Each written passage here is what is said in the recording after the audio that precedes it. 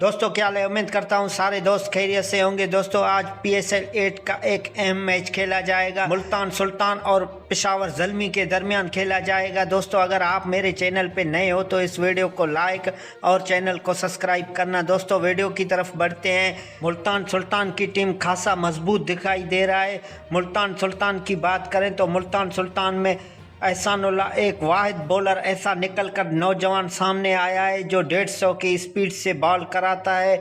और पेशावर ज़ल्मी की बात करें तो पेशावर ज़ल्मी में भी बड़े बड़े नाम हैं। इससे पहले पेशावर ज़ल्मी और मुल्तान सुल्तान के बीच में 8 मैच खेले गए थे।